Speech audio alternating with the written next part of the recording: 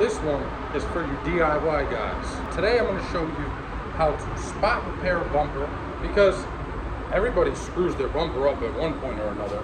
So today I'm going to show you how you could repair it right at home. All right, so we got a Toyota Camry with very minor damage here on the bumper. Customer brought this in.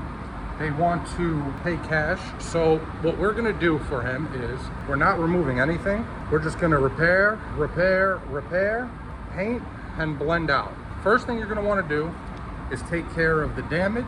So for this, I am going to use 400 grit first, and I'm just going to sand down the damage area to open this up and smooth out the transition from the plastic to the paint.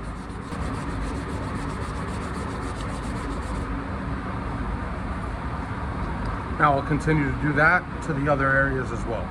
Okay, once you have your damage all sanded out, the next thing you're going to want to do is determine your work area, determine what you want to paint. So for me, of course, I'm going to the edge of the bumper all the way down here, and then I'm going to use this trim, this body line, and then this body line. This way I won't even have to touch the bottom of this, which will save me a lot of masking off.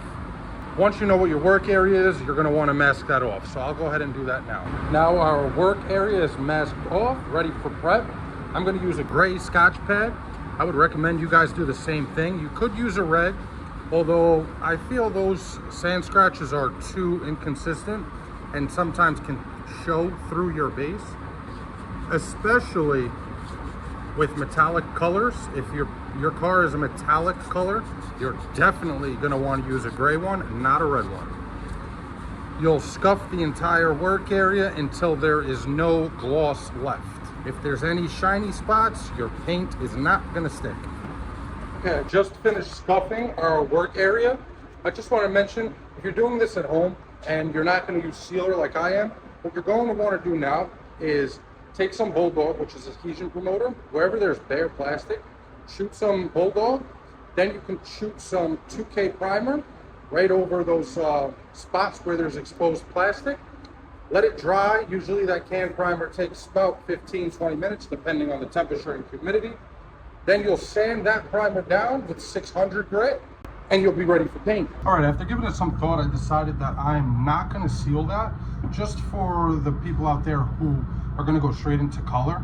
I want to show you guys how to do that, because there is one main issue you can run into when you do that. You might have a ring around the repair area where it turns from plastic to paint, and I want to show you guys how to take care of that if it happens. So with that being said, I'm going to mix my paint now. We'll go back in the booth. I'm going to show you guys how I have that all taped off. This way, if you're not sure how to do it, maybe if you see what I did, maybe that'll answer some of your questions. And then from there, we'll put our Bulldog on and we'll start laying paint. Also, anything you guys are going to need to get this job done, I will link down in the description below. All right, here's how I got everything masked up. You can see just taped under the fender, under the headlight, under the moldings. Back taped the bottom, back taped the back of the bumper. Now, before you spray, it's always a good idea to blow the work area off, take a tack rag, and try to get into all the little cracks and crevices, because that's where all the dirt and dust likes to hide. All right, once that's done, you take your Bulldog. See, I just got Bulldog in here. You probably have it in the can. For something like this, it's probably better to have it in the can. You only want to apply the Bulldog where you have exposed plastic. Not that it's going to harm anything else, just no sense in wasting it. And that's all it takes, just one medium coat. I'll give that about 2 minutes, and then we'll start shooting our color. Okay, we have our color in the gun. Now on your first coat of color, you want to keep it as small as possible, right? This is a good match from our fender to our bumper. We don't really want to get paint up there, nor do we need paint up there. If we get paint up there, then we run the risk of having a bad match. So we're going to keep it small. I turned my fan in and I turned my pressure down. Here's what it looks like. You can see how small that fan is. And on the first one, since you're going right over plastic, give it a light coat. You don't need the full coverage on that first coat. when you're going over plastic, directly over plastic with paint, it could be a little tricky. Okay, that's our first coat, pretty much dry. You can see we hardly got any coverage, but at least now we're shooting our paint on top of paint, not on top of plastic. So you can go a little heavier. You still want to keep the color tight until you have coverage.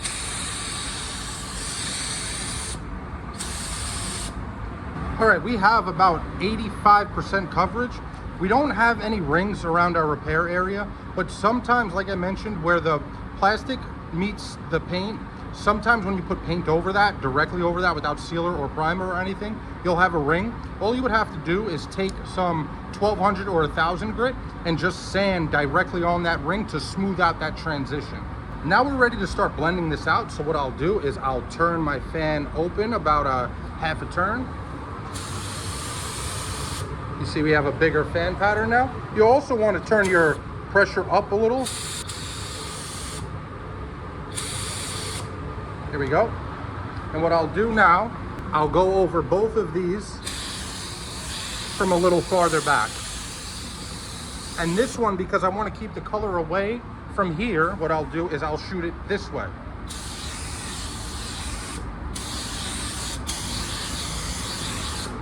We'll let this flash off and we'll see how it looks. We may be ready for clear. We may have to blend out one more time. There's after our first blend. The color still looks a little concentrated to me, although we do have coverage. I want that transition from our color to the old color to be a little smoother than it is. So I'll just blend out one more time. Again, blending that color away from that edge.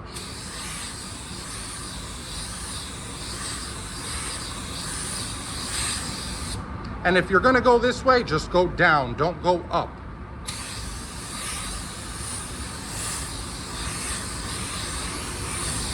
You also want to keep the color away from here, otherwise you'll have a very obvious color difference on that edge.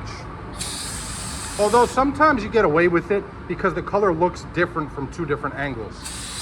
All right, I'm gonna let this dry. I'm gonna go mix some clear and then we'll come back in here and I'll show you guys how to shoot the clear. Now, before you shoot your clear or even think about shooting your clear, you have to make sure that this base coat is completely dry, because there is a laundry list of problems that you will run into if you try spraying clear over wet base coat. So don't do it, be patient.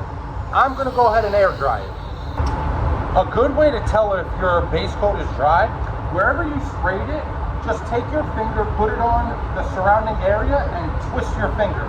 If the paint doesn't twist with your finger, then your base coat's dry, you're ready for clear.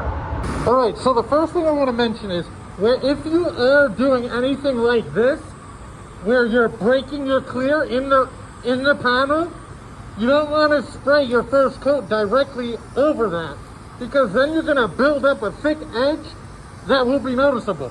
So I like to start there and shoot it from the back and then work my way out from that area.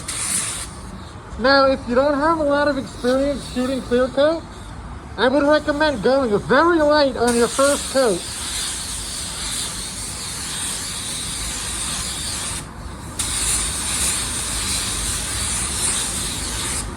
Do not go for perfection on your first coat, especially if you don't have experience, because you will run into problems, I promise you that. All right, now we're gonna give this proper time to flash up. We'll throw in our second coat, and then we'll get a nice close look and see how it all came out. Okay, now on our second coat, we can go right to that edge.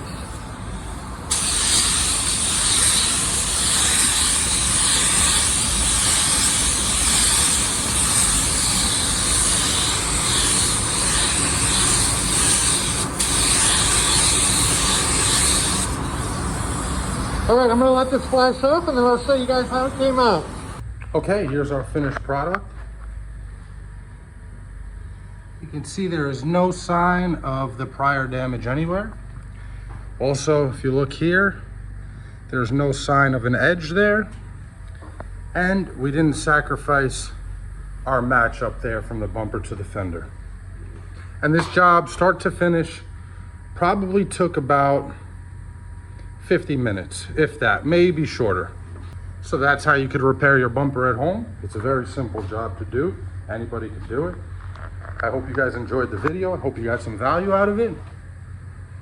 Thanks so much for watching. I really appreciate it. Till the next time. Peace.